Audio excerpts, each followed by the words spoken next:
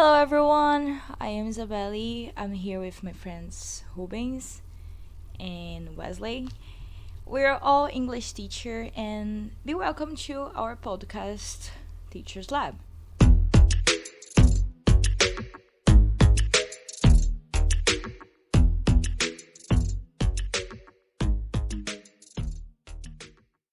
Well, today we are talking about a very interesting topic. It's called dealing with discipline, managing behavior. And you may ask why this topic is important. Well, Stephen Krushen, an expert in the field of language, he studies a term called affective filter, which is a metaphor described as a number of affective variables that contribute to the second language acquisition. In a sense, when feelings or emotions like anxiety, fear, or embarrassment are elevated, it becomes difficult for language acquisition to occur. So you can note that keeping a healthy and a positive environment inside the classroom is extremely important, even for pedagogical reasons. Managing the student's behavior is a challenge for every teacher, and it directly influences the class atmosphere. A wrong intervention can create negative feelings on students related to the school place. Well, trying to deal with all these questions, there's a model based on Adlerian psychology known as positive discipline. The premise of this model is to help people find a sense of belonging and significance following five criteria. 1. Helps children feel a sense of connection. 2. Is mutually respectful and encouraging. 3. Is effective long term. 4. Teaches important social and life skills. And 5. Invites children to discover how capable they are. About that, a statement that caught my attention was stated by Rubens when he affirmed that successful teachers focus their attention more on students' learning and less on creating a noiseless atmosphere. And I totally agree with that because I have been living this for a while. The time I try to focus on the noise, the class become chaotic. But as I change my mind and decide to focus on the student learning process, my students they engage in the classes. I know that it's a process and sometimes it's a slow one, but it's worth it.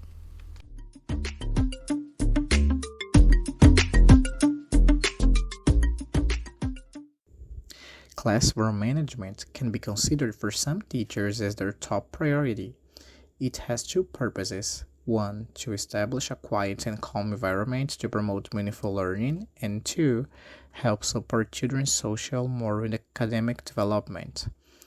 Researchers Strong, Ward, and Grant, reflecting about the large impact teachers have on their students, examined what made up a good teacher.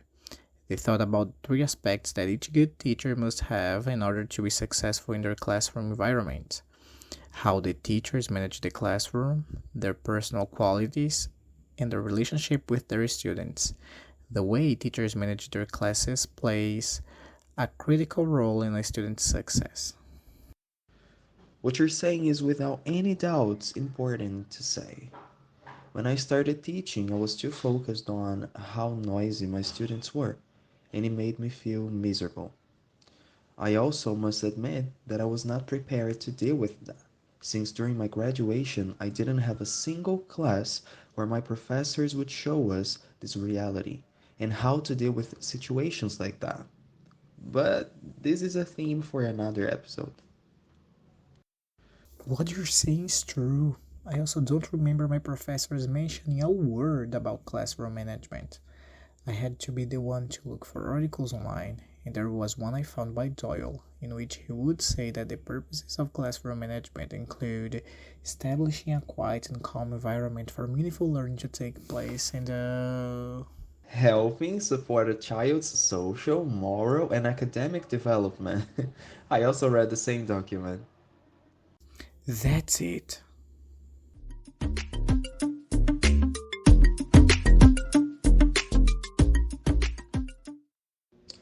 Okay, in case I haven't mentioned, it's a pleasure to be part of this podcast tonight. Howdy, strangers, once again. And I would like to start with a tricky comment I once read on a document produced by Allison Stevens in cooperation with the Western Michigan University. And I quote, I have always been amazed by teachers who seem to control their class effortlessly, the ones who can silence a room with one quick signal, and who can keep the students engaged and on task for long periods of time. Now, you teacher out there, when you think about your own classroom, or even the experiences you had in the previous years, what comes to your mind? Would you consider yourself a teacher who can redirect your students effortlessly? Do you think this is a possible scenario? Have your students' attention anytime you need? Or is it an impossible and unachievable dream? Okay, so you might think we are some kind of weirdos or dreamers for bringing the subject like that. But no, we're not saying positive discipline is the key to stop all disturbing behaviors. Of course, you might and you will face challenges as a teacher, no matter what methods you decide to apply in your classroom with your students. Our goal here is to show you that going into this direction, the positive discipline one, of course, can be a good thing for you and your students. Yeah, when I tell some fellow teachers about how positive discipline has been helping me along the way, there are many who look at me suspiciously. I once heard this doesn't work and we should teach as we have always done.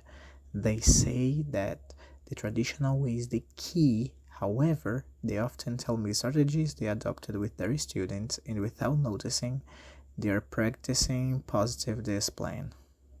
I have also heard some harsh comments from teachers who are proud of themselves for teaching the same way in dealing with the students, also the same way over like 20 or 13 years of their whole careers, following the traditional way. But I usually find them complaining about some reasons on their students can be so disrespectful to them, especially the ones who seem to be, in their words, attention seeking, who seem to be the ones desperate for the attention and do that by having a disruptive manner. Whoa, this has hit me hard. And I must confess, I once had the same thought as this teacher, Isabelle. My apologies for that. But that's the way things were back when I started teaching. If a student used to do anything trying to get my attention, it would be common for us teachers to think the worst of this student. I only changed my mind when I was reading the book Teachers These Days by Jody Carrington and Laurie McIntosh. And they said, the next time you call a kid attention seeking, change it to connection seeking and see how your perspective changes. To be honest, when I read this quote, I felt the worst teacher ever. I wanted to apologize to that student right at the moment, but I decided to do better. I did exactly what the book had taught me and started thinking about this child's life. He was 8, parents divorced for a long time. Anytime they saw each other in the school, the parents, they would discuss right in front of us and their kid. And the people who this kid seemed to love the most were his grannies, who unfortunately had passed away recently at the time. That was the moment I decided to change. And believe me when I say it wasn't easy. I had to create a connection with him since he had none back then. This strategy is part of the positive discipline, by the way. One of the things that I learned after teaching with positive discipline is that there is no learning when there is no connection. And you are absolutely right, my friend. So I decided to give it a go. My first attempt was to reply to the student whenever he wanted to make jokes to the whole classroom. And yeah, it used to happen during my classes, sometimes when everyone was focused on their tasks. He decided to be the funny guy, let's say it like that, in the most inappropriate times. However, when I started to reply to him, first he was surprised. Then he smiled at me for the first time, and at this moment I knew it was the start of a good connection between us. This story might be useful for you teachers out there to know that making mistakes is okay and they will keep coming to you. However, we learn every day. And to me, personally speaking, from that moment on, whenever I faced a challenge, I decided to reflect on my actions and look for strategies that could help me with my students.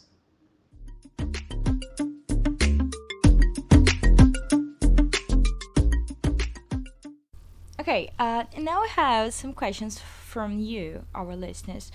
We have asked to send us some questions on this topic in our Twitter account, so here it goes. And the first question is: how have you applied these concepts in your teaching practice? Currently, I work as a teacher of grade 1 kids, and I have been facing some challenges with specific students regarding behavior. The school I work at works a lot with positive discipline, and we are well trained to face these challenges. As mentioned before, our focus as teachers must be centered on the student's progress instead of voice level. We work with some strategies that help us achieve our goals, such as avoiding punishment, focusing on the good things the students can do, and celebrating what they do well. These things help us make our class a collaborative place for students, where they may feel comfortable to share their ideas and feel included. Same with me, Wesley. With toddler, the grade I'm currently working with, it's important to create with them a sense of independence and protagonism. This being built with the positive discipline because that's the way we can collaborate with the students' improvement of their own impression about themselves and the world around them. Question number two. Which was your worst challenge with positive discipline? Oh, wow. Probably with challenging behavior students. As adults and in a position of power, our first attitude and thought is to act as a punisher or with a, you know, detector posture. Sometimes it's very hard to breathe and have the patience to understand the student's feelings and process. Here goes the third question.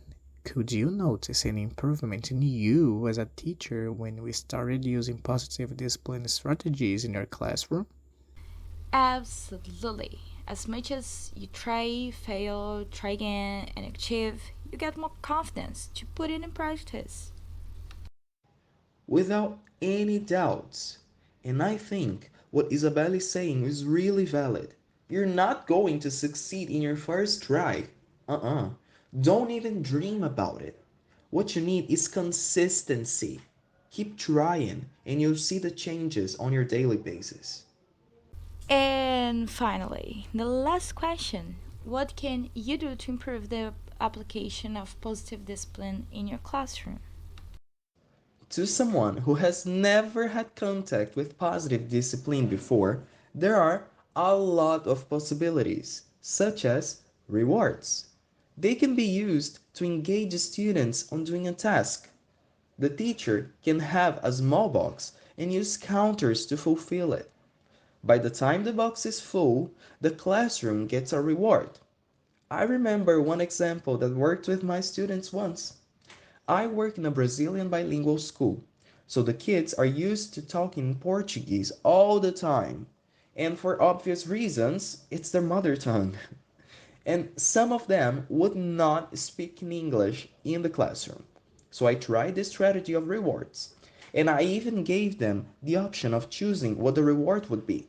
They had chosen a sports day, where they could come to school with outfits of different sports, such as soccer and ballet, and we could have 15 more minutes playing on this day. This was enough for them to achieve the goal of speaking in English more often. So every time I heard my students speaking in English, I would give the opportunity for him or her to get a counter and put it inside the box. All students would see this movement and get excited to do the same soon. Of course, this strategy can be used in many different ways. For instance, having your students focused during a read aloud, using voice level 0, and making interesting comments after it. You can try it. I had tried this strategy before, and I can also say that it works. Another thing that happens to my students once in a while is not wanting to do a task, usually an activity that they find hard. How can you solve this challenge? We cannot allow this student to do only the things he wants in the classroom, right? Sometimes he has to face challenges. So what I do is validate students' feelings, for example. Okay, student, I understand that facing challenges can be scary sometimes, but I want you to know that you can count on me and on your peers to help get through it. I know you can do it. Most of the times this works. However, there are times that it doesn't. So what I do is give this student two choices, such as, okay, you have 5 minutes to calm yourself down, breathe for a while, and play with a manipulative like a Play-Doh or a puppet, and then do the activity right after. Or you can focus on the activity now, and when you're done, you can have the chance to play for 7 minutes. What would you like to do? By doing that, you give the student the autonomy to decide what to do, but he still has to face the activity he didn't want to do from the beginning.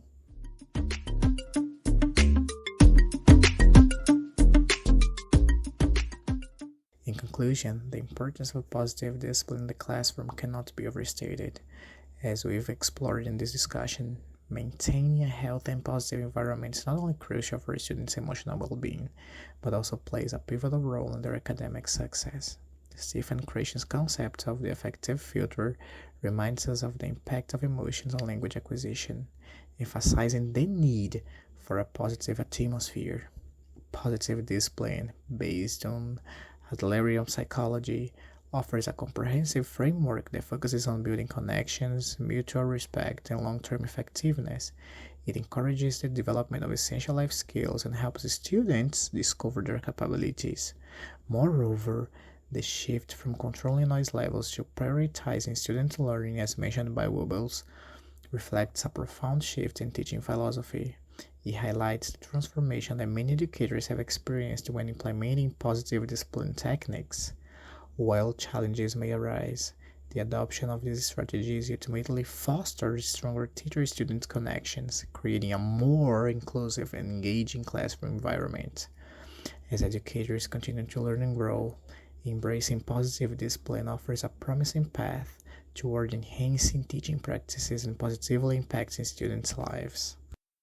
Okay, teachers! Unfortunately, we have got to the end of today's episode. We really hope that you could enjoy and learn some new things here and there. And in case you forget any information, you can always go back to this podcast. And last but not least, for all teachers out there, in case you ever feel lost or looking for some guidance, we recommend you to read this book, Positive Discipline, the classic guide to helping children develop self discipline, responsibility, cooperation, and problem solving skills by Jay Nelson. This book has helped me a lot, and I am sure it will help you too.